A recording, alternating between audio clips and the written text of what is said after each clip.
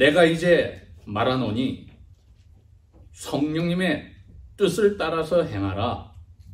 즉 살아가라. 그리하면 육체가 간절히 원하는 것을 너희가 결단코 이루지 아니하게 되리라.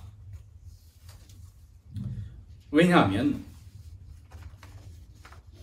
성령님을 거스려 원하고 성령님께서는 육체가 성령님을 거스려 원하고 반대로 성령님께서는 육체를 거스리시기 원하시기 때문이요. 또 이 둘이 서로 대적함으로써 너희가 원하는 것들을 너희로 하여금 계속해서 하지 못하게 하려 하기 때문이니라. 그러나 만일 너희가 머리의 생각에서 성령님께 계속 이끌리게 된다면 너희가 율법 아래 계속 있지 아니하리라. 이제 육체의 일들은 명백하니 곧 간음과 음행과 도덕적으로 더러운 것과 호색과 우상숭배와 주술과 개인적으로 미워하는 일들과 경쟁하며 싸우는 일과 질투와 크게 화를 내는 일들과 당을 짓고 싸우는 일들과 두 무리로 나누는 일들과 자기 주장만 내세워 무리를 짓는 이단들과 악한 의도를 가지고 시기하는 일들과 살인들과 술 취하는 일들과 술로 흥청거리며 방탕한 일들과 또 그와 비슷한 것들이라. 이러한 것들에 대해서는 내가 전에 경계한 것 같이 너희에게 미리 경계하노니 이러한 일들을 습관적으로 계속하는 자들은 하나님의 나라를 상속받지 못하게 될 것이니라. 그러나 성령님의 열매는 사랑과 기쁨과 평화와 오래 참음과 자비와 양선과 충성과 온유와 절제이니 이와 같은 것들을 반대할 법이 없느니라. 그리스도 예수의 사람들은 육체와 함께 육체의 강한 감정들과 그릇된 욕망들을 십자가에 못 박았느니라. 만일 우리가 성령님 안에 산다면 또한 우리가 성령님의 뜻을 따라서 살지니 우리들은 헛된 영광을 구하려고 서로 화를 나게 만들거나 서로 시기하지 말지니라. 아멘. 저희들이 지난 몇 개월 동안에 신약 성경에 있는 말씀은 로마서와 고린도서에 있는 말씀을 나누었습니다. 거기에서 오늘 이 갈라디아에 있는 교회들에 쓴 편지를 쓴 같은 저자인 사도 바울은 로마서 7장 14절부터 24절에서는 자기가 지금 어떤 그리스도인의 삶을 날마다 살아가는지를 적나라하게 이야기했습니다. 그것이 한마디로 영적 전쟁이라고 했습니다. 그리고 가끔 자기는 포로로도 잡혀간다고 했습니다. 그래서 괴롭다고 했습니다.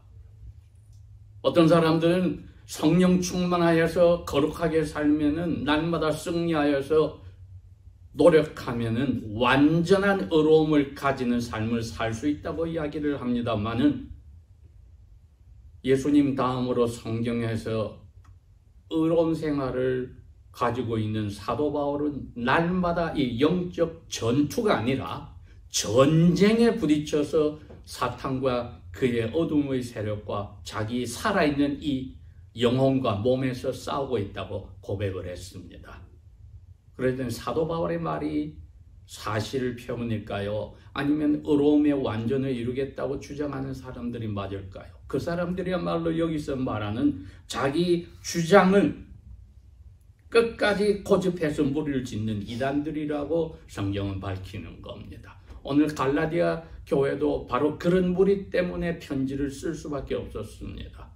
그리고 사도 바울은 이제 고린도 교회는 너희들이 성령님이 충만하여서 그 효과들이 나오니까 마치 너가 무슨 사람이냐 서로에게 자랑하고 다투는구나. 성령 충만하여서 성령님이 주시는 선물을 우리는 한글 성경에 은사라고 했습니다. 영어 표현은 spiritual gifts다. 성령께서 주시는 선물들이다. 선물 받아놓고 내가 자격이 있어서 이 선물이 받았고 이걸 써먹었더니 너보다 나 하고 교회가 다툰다고 해서 도덕적으로 타락한 것도 있고, 이런 문제를 부자와 가난한 사람의 안 좋은 사이까지 해결하게 편지를 쓰셨다면 갈라디아 교회는 반대입니다. 성령님의 관심이 없는 거예요, 거꾸로. 그런데 여러분, 예수님께서 하늘로 가시기 전에 제자들에게 말했습니다. 너희들 기도하라 지금. 그러면은 내가 떠나서 얼마 있지 않아 나와 같이 너희들을 위로하고 이끄는 레바이가 되시는 선생 되시는 분이 오신다. 그분이야말로 구약에서부터 약속한, 아버지께서 약속한 분이다. 누구였습니까? 열흘 후에 성령님께서 오셔서 그날 예수님의 교회가 시작이 됐습니다. 그러니까 2000년이 지나 오늘날에도 앞으로 예수님이 심판하러 오실 날까지 이 신약시대 전체 교회는 이끌어가는 시작하신 예수 그리스도의 성령, 아버지께서부터 오신 성령의 도움이 없이는 존재하지도 할 수 없고 계속 이어질 수도 없고 마지막까지 하나님의 아들, 딸의 모임으로 존재할 수도 없습니다, 여러분. 갈라디아 교회는 이 성령님에 관해서 무지했던 것입니다. 고린도 교회와 거의 반대 현상이었습니다. 로마서 7장에서는 사도 바울은 이 두 가지가 육체에서 노력하면은 말씀의 즉 십계명 말씀과 나머지 의식법에 따라 살면 된다고 하는 이 어둠의 싸움과 하나님의 은혜로 변한 성령의 말씀에 순종하는 싸움이 날마다 자기는 전쟁터에서 이루어지고 있다고 했는데, 갈라디아 교회는 그 유대인들 중에 똑똑한 사람들이 자꾸 순회 선교사처럼 방문을 해서 너희들 이렇게 사는 건 재미없어. 이건 제대로 그리스도인의 삶이 아니야. 우리처럼 너희들이 이방인이지만 이제 하나님의 자녀인 그리스도인이 됐으니까 우리처럼 모든 유대인의 법도 다 지키고 특별히 할례도 하고 안식일도 우리들처럼 지키고 모세가 명령한 율법을 다 지켜야만 돼. 이렇게 해서 은혜를 은혜답지 못하게 하는 행위, 내가 하는 노력, work, 이것이 하나님께 인정을 받아서 받아내야 될 보상의 도구라고 이야기를 하니까 열성이 대단했습니다. 고린도 교회는 받은 성령의 그 선물을 자기 것이냥 써먹고 서로 시기질투하고 바빴고, 갈라디아 교회는 성령 대신에 자기 노력을 해서 이것을 하나님 앞에 죄 용서와 인정받아야 되겠다는 의로움을 이것을 해서 해결해야 된다고 노력하는 것으로 경쟁이 되었습니다. 이것이 17절에 말하는 육체가 성령님을 거스려 원하는 것이다 했습니다. 갓난애가 엉아리를 하고 기어다니다가 겨우 앉을 수 있게 되고 이제 무엇을 붙잡고 한번 일어서려고 하고 이걸 끝까지 지켜보고 이끌어주는 것이 육신의 부모일진데, 태어나게 하신 성령께서 우리를 겨우 앉을 수 있고 겨우 못을 붙잡고 일어서고 그 다음에 몇 발자국 그 한 모든 일에 성령 없이 어떻게 이게 된다고 생각을 하겠습니까마는 우리 삶에 비교할 때 그렇다는 것입니다. 너희 성령님을 무시한다고요?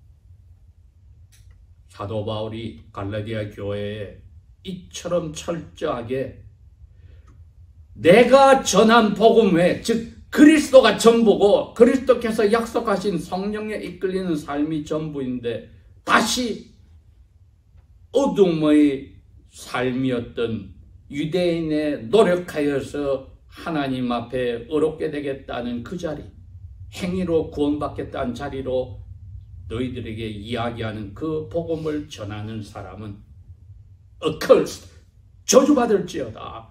천사가 하늘에서 와서 그런 말을 하더라도 저주받을지어다 하고 이야기를 강하게 할 수밖에 없었습니다. 사도 바울은 16절과 끝부분인 25절에 똑같은 명령을 두 번 하십니다. 16절에 성령님의 뜻을 따라서 행하라, 살아라. 25절에 우리가 성령님의 뜻을 따라서 살아야 하리라. 두 번에 걸쳐서 똑같은 명령을 하시면서 더욱더 은혜로운 것은 여러분, 자기는 이 정도로 지금 영적 자리에 올라가서 영적 아버지와 어머니로서 갈라디아 교인들을 꾸짖고 책망하는 자리에 있다는 것이 아니라 예수님의 사도의 자리에서 26절을 보십시오. 우리들은 자기 자신을 넣어서 꾸짖음과 책망을 받았던 그 갈라디아 교인과 자기를 한데 묶어서 이야기를 합니다. 우리들은 서로 헛된 영광을 구하려고 화나게도 만들고 서로 시기 질투하지 말자. 이거야말로 성령께 붙잡힌 사람이 할 수 있는 영적 자세며 언행심사의 모습이었습니다. 제목을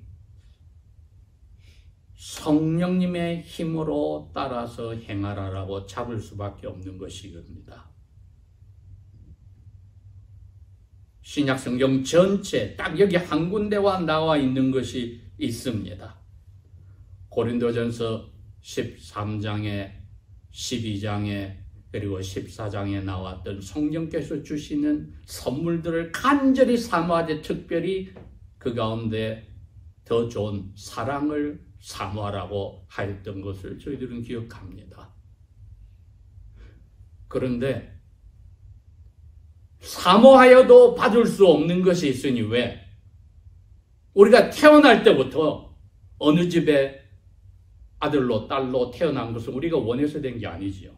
성령의 은사는 우리가 계속 사모해야 됩니다. 중간에 다 달라질 수 있어요. 마치 저희들이 식사를 하고 시간이 지나고 나면 다시 식사를 해야 되듯이 성령의 은사는 우리가 그렇게 해야 됩니다. 그러나 성령께서 우리를 태어나게 할 때 주시는 성령님의 우리에게 주시는 열매는, 사람으로, 하나님의 사람으로 태어나게 하는 열매는 보석이 깊은 땅 속에서 원석으로 가공되기 전에, 불로 녹여지기 전에 있는 모습과 같이 우리에게 있습니다.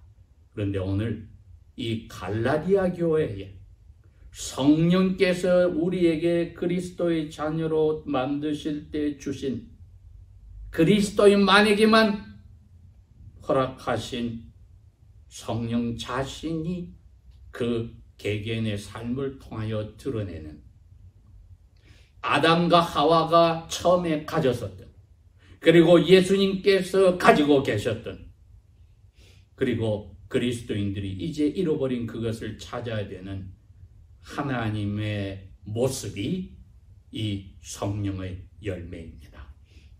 그런데 이 성령의 열매는 하나입니다. 그런데 보석으로 다듬어져서 보니 9가지 멋진 영롱한 색깔이 있더라. 오늘 여기서 밝힌 겁니다. 9가지 색깔을 다시 한번 볼까요? 22절. 성령님의 열매는 첫째가 사랑의 색깔이 빛나고, 두 번째가 희락, 기쁨이고, 세 번째가 화평, 평화고, 네 번째가 오래 참음이요, 다섯 번째는 친절하게 남에게 대해주는 것, 그 자비요, 여섯 번째는 올바르게 부드러움을 가지고 있는 양선이요. 7번째는 변하지 않는 충성이요. 8번째는 굳건한 의지를 가지며 사람들에게 부드럽게 자기의 삶을 나타내는 온유요. 9번째는 그 어느 것에도 흔들리지 않고 자기의 생각도, 머릿속의 생각도, 마음의 감정도, 의지도 조절하는 절제다. 이 9가지 색깔이 다 드러나게 됐을 때 우리는 거기서 누구를 봅니까? 성인으로 자라신 예수 그리스도의 성품을 보는 겁니다. 성질을 이야기하는 게 아니라 성격에서 완성을 이룬 아버지께서 우리 개개인에게 보시고자 했던 아름다운 영적 보석의 이 9가지 색깔을 보게 되니 우리를 향하여 성경은 이야기합니다. 그 그리스도의 자라나신 분량으로 자라나라. 바로 이겁니다. 이 9가지 색깔의 보석을 너희들이 깎아내고 불에 달래고 태워서 뽑아내는 것은 너희들의 순종의 날마다의 전투의 전쟁에서 겪으면서 만들어지는 거다. 그랬기에 사도 바울은 그 후에 26절에 우리 그렇게 하려면 큰 2가지 장애물이 있는데 영어 표현 이게 vain glory입니다. 쓸데없는 영광. 사람들에게 쓸데없이 내가 무엇이라고 인정받으려는 그거 하려고 내 마음에 나를 대하지 않는 사람들 깎아내려서 서로 화내고 싸우는 일 하지 말고, 2번째, 저 사람이 나보다 이게 더 잘하고 좋으니까 깎아내리는 시기하지 마라. 이거 큰 장애물 2개라고 못을 박았습니다. 이거 하지 마라.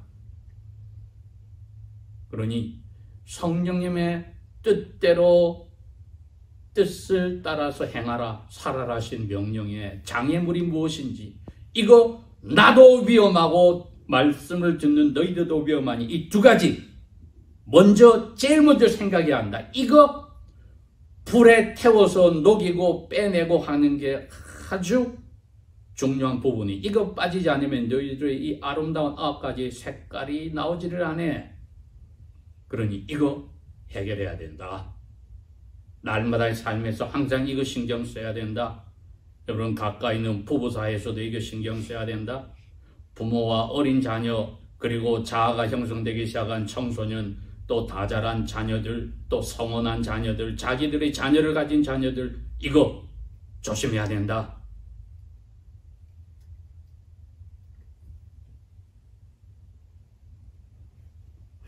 이처럼 성령님의 이끌림에 사는 길이 갈라디아 교회 너희들이 빠진, 은혜로 구원받았다가 다시 악의 세력으로 망해가는 자리에 있는 너희들에게 필요한 성령님의 역할이다 밝혀주시며, 나도 거기에 동참할 거야, 갈 거야. 자녀들이 자라면서 자아가 형성되면 부모하고 자칫하면 부딪히는 게 뭡니까? 자존심이라 그럽니다. 체면이라 합니다. 그러나 성경은 부모에게 먼저 명령을 한 게 있습니다. 자녀들을 화나게 하지 말라. 그 외에는 부모에게 부정적으로 주신 명령이 없습니다. 주 안에서 모든 면에서 자녀들을 양육하라고 자녀에게 주신 명령은 모든 점에서, 심지어 결혼한 부부에서 아내에게까지 똑같은 명령이 있습니다. 순종하라. 부모에게 순종하라. 모든 면에서 남편에게 순종하라.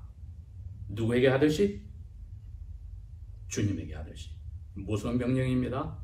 그러니 다 자란 부모들이, 자아를 가지기 시작한 자녀들이 부딪힐 때, 그 자녀들이 또 어른이 되고 자기가 가족을 가질 때, 부모하고 부딪힐 때 뭐가 나온다고요? 자존심이 나오고 체면이 나와서 성령께서 가장 슬퍼하시는 그 일을 번듯이 하고도 자기들을 무조건적으로 사랑하는 부모들의 가슴을 찢는 것을 찢는 줄도 모르는 사람들이 많습니다. 이걸 영적 전쟁에 대입하면 저희들이 하나님께 그렇게 하는 겁니다. 갈라디아 교회가 잘해보려는 열성을 악한 복음을 전하는 사도들이 와서 건드리니 성령을 슬프게 하는 이러한 자기 자존심과 체면을 서로 챙기고 싸우는 영적 자존심 체면만 중요하게 하는 타락한 자녀들로 갔던 것입니다. 이것이야말로 헛된 영광을 구한다. 내 인정해달라. 하나님께 이걸 어떻게 구할 수 있고 하나님의 자녀들에게 서로가 서로에게 어떻게 이것을 구할 수 있습니까? 많은 그렇게 했다는 겁니다. 태어날 때부터 하나님의 자녀로 태어날 때부터 주신 이 원석, 보석인데 이걸 키워나가고 깎아나가고 제대로 빛이 나오게 나사렛 그리스도 예수님의 모든 인격과 성품을 닮아가는 그 표대를 두고 나아가는데도 힘들어 성령님께 의지하고 날마다 엎드려야 되는데 서로를 향해서 헛된 영광을 서로에게 찾으려 하고 화를 내게 하고 시기하는 일 안 된다. 나도 그렇게 해서 안 된다. 우리들은 이렇게 되었던 것입니다. 그러니 성령님의 뜻을 따라 행하는 것이 아닌 게 무엇인지 이제 밝혀졌습니다. 그런데 무서운 사실은 19절에 너희가 중간에 율법 아래에 계속 있지 아니하는 것인데 그것은 머리의 생각에서 이 마인드입니다. 머리에 마음의 생각이 아니라 머리의 생각에서 마음에서는 감정적인 거니까 머리의 이성적인 생각에서 계속 성령님께 먼저 이끌려야 된다. 회개란 단어도 그렇습니다. 마음의 바뀜이란 뜻이 아닙니다. 회개는 머리의 마인드의 체인지란 뜻입니다. 생각이 바뀌면 마음의 감정도 바뀌고 거기에 따라 결론인 의지도 순종하는데 머리 생각에서 성령님께 넣어주신 그 순종한다면은 그 다음에 시작되는 19절부터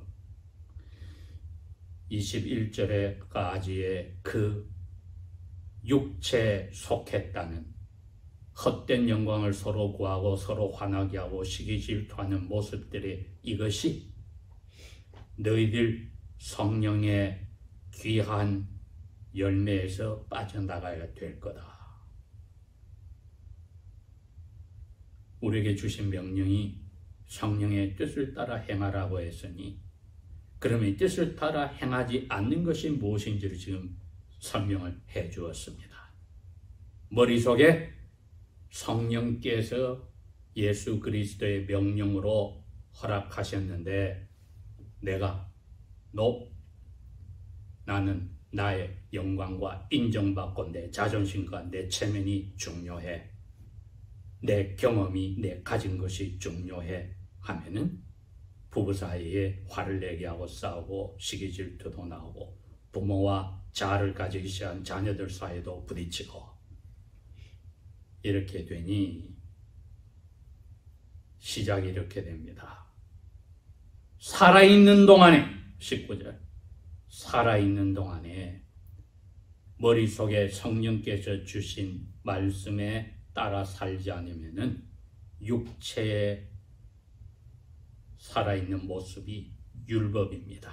내가 하겠다. 거기에 계속 남아있어서 간음과 성적인 부도덕과 도덕적으로 아주 더러운 일들과 성적으로 타락하여서 악해진 것들과 우상숭배와 주술과 마술과 마음에 꽁하고 가지고 사람들을 미워하는 일들과 경쟁하려고 싸우고 다투는 것과 질투와 갑자기 크게 화를 내는 일들과 당을 짓고 나누기로 싸우기는 일들과 두무리로 무조건 하나가 된 것을 나누려는 생각들과 자기 주장만 가지고 무리를 따로 짓는 이단들과 마음에 악한 생각으로 시기하는 것, 미워하는 것, 살인들과 술 취하는 것과 술 마시고 나서 흥청거리고 방탕한 일과 이런 것들이다. 저희들이 성령의 이 열매가 9가지 색깔이 빠져나와야 되는데 이 자리에 계속 날마다 우리를 비춰보는 거울을 보고 우리 몸을 보고 우리 얼굴을 봤을 때 묻은 그 오물이나 진흙이게 되었든지 어떤 흔적이라고 우리의 영혼에서 언행심사에서 들여다봅니다. 우리는 이게 없어. 사도 바울도 그렇게 이야기 안 했습니다. 26절에 우리들은 헛된 영광 구하려고 서로 화나게 하고 질투하게 하지 말자. 우리에게도 이러한 살아있는 동안에 벗어날 수 없는 전쟁터에서 만난 이것들이 우리의 영혼에서부터 나올 때, 이게 육체라고 해서 몸뚱어리를 이야기하는 게 아닙니다. 살아있는 동안을 이야기하는 겁니다. 우리의 삶 자체를 이야기하는 겁니다. 살아있는 동안에 이러한 오물들을 빼냈을 때에 우리 마음에 원래 심어주셨던 의로움과 거룩함의 하나님의 모습인 이 9가지 색깔이 사랑과 기쁨과 평강과 오래 참음과 남에게 친절하게 대해주는 자비와 올바르게 부드럽게 대하는 것과 신실하고 나의 하나님의 뜻에 순종하는 굳은 의지 속에 부드럽게 하는 온유와 절제다. 이거 막을 법이 없다. 성령의 뜻대로 살아라고 할 때에 이것을 주심으로써 사도 바울은 이미 그 앞부분에 2장 20절에 했던 것을 못을 박았습니다. 우리 십자가 생각하자. 헛된 영광 구하는 대신에 24절에 십자가 생각하자. 당신들과 나 우리 그리스도께 속한 사람들은 2장 20절에는 그랬습니다. 몇십 년 전에 예수님이 십자가에 못 박히실 때 나도 거기에 못 박혔다. 그러니 세상에 대해서는 이 오물들에 대해서는 나는 십자가에 죽었어.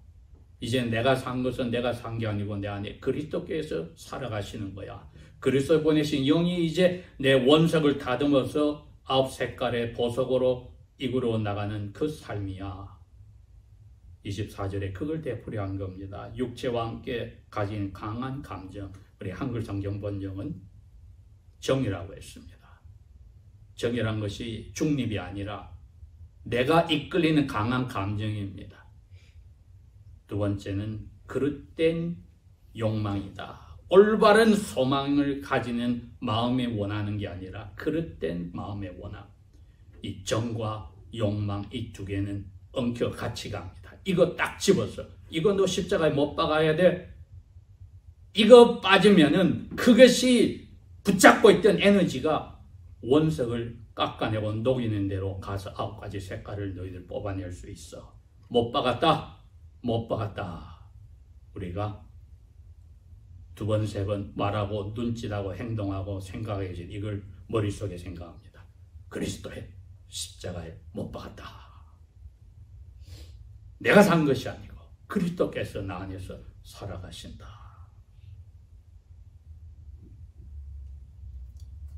기도하겠습니다.